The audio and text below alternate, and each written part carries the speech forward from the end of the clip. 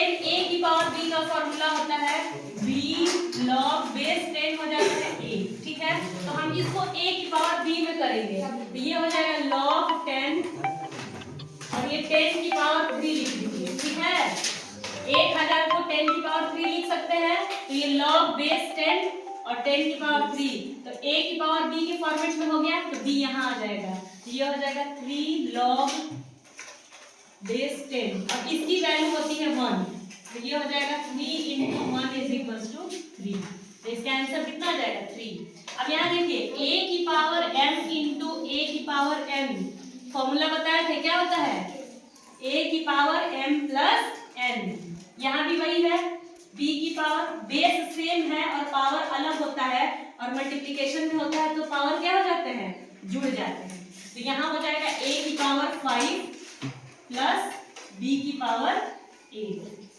अगर base same है power different है और मल्टीप्लिकेशन में है तो दोनों का पावर क्या हो जाता है जुड़ जाता है, सूत्र लिखवाए थे। देखिए तीसरा क्वेश्चन है एक शंकु की त्रिज्या 7 सेंटीमीटर और ऊंचाई 24 सेंटीमीटर है तो इसकी तिरछी ऊंचाई क्या होगी तो तिरछी ऊंचाई शंकु की क्या होती है कौन बताएगा। कह रहा है कि इसकी रेडियस कितनी है 7 सेंटीमीटर है और हाइट दे रखी है इन्होंने 24 सेंटीमीटर तो देखो इसका आयतन क्या होता है pi R 1/3 pi R square L, लेकिन तिरछी ऊंचाई ज्ञात करने के लिए फॉर्मूला होता है देखो आर स्क्वायर प्लस हाइट का square l is equal to हो जाएगा तिरछी ऊंचाई r square plus h square.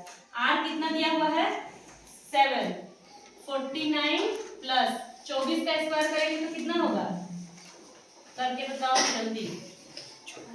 दोनों को जब ऐड करेंगे तो ये स्क्वायर रूट आएगा आप करके देख लीजिएगा 25 का, ठीक। चौथा क्वेश्चन है निम्न में से कौन सी संख्या 11 से विभाजित होगी। 5 क्लास में विभाजकता का नियम हम लोग पढ़े होते हैं। 3 से विभाजकता का नियम क्या कहता है सभी संख्याओं को जब जोड़ेंगे तो वो 3 से क्या होनी चाहिए विभाज्य होनी चाहिए। 11 की विभाजकता का नियम क्या होता है कौन बताएगा। 11 की विभाज्यता ऐसे तो 11 से भाग देके भी निकाल सकते हैं लेकिन इसका नियम भी होता है कि इवन प्लेस पे नंबर को ऐड करिए और ऑड प्लेस के नंबर को ऐड करिए और दोनों को घटा दीजिए। घटाने के बाद अगर 0 या 11 से डिविजिबल होने वाला कोई नंबर आता है तो वो पूरी संख्या 11 से क्या होगी विभाज्य होगी।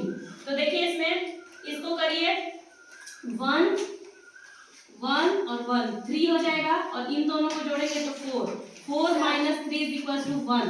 ना तो 0 आ रहा है ना ही 11 से विभाज्य होगा तो ये संख्या 11 से विभाजित नहीं होगी। इसमें देखिए 3 और 1 4 3 और 1 4 4 माइनस 4 0 आ गया ना यानी ये संख्या 11 से विभाजित होगी, हमारा आंसर मिलेगा।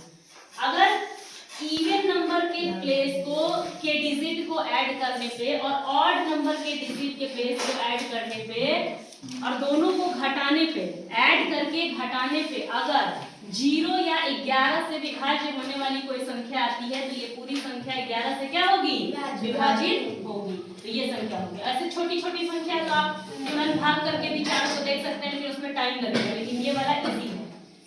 पांचवा क्वेश्चन देखिए एक घन का विकर्ण 4 करनी में 3 सेंटीमीटर है तो इसका आयतन क्या होगा। तो घन का आयतन क्या होता है भुजा का क्यूब। अगर हमें भुजा पता चल जाए तो हम निकाल लेंगे कि आयतन क्या होगा। तो विकर्ण दे रखे हैं घन का विकर्ण कितना होता है भुजा करनी में 3 और ये कितना दिए हुए हैं 4 करनी में 3 से 3 गया a = 4। वॉल्यूम क्या होता है घन का आयतन क्या होता है भुजा का क्यूब यानी कि 4 का क्यूब यानी कि 64। लास्ट क्वेश्चन है एक चतुर्भुज के 3 कोण दिए हुए हैं 60 अंश 80 अंश 120 अंश तो चौथे कोण का मान ज्ञात करिए। तो हम लोग जानते हैं कि त्रिभुज के तीनों कोणों का योग कितना होता है 180 अंश और चतुर्भुज के चारों कोणों का योग कितना होता है 360 अंश। तो इन तीनों को जोड़ दीजिए और 360 में से घटा दीजिए कितना आएगा 100।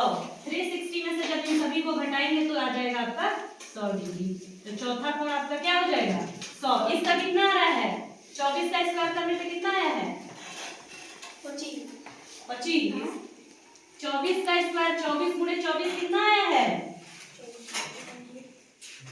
बोलो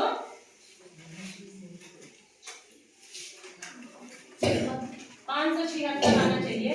576 में 49 ऐड करेंगे कितना आएगा 625। तो इसका आंसर कितना आएगा 25। ये 576 आएगा, इसको 49 ऐड करेंगे तो आएगा 625 और इसका स्क्वायर रूट क्या हो जाएगा 25। इस तरह से ये 6 क्वेश्चन हमारा क्या हो गया।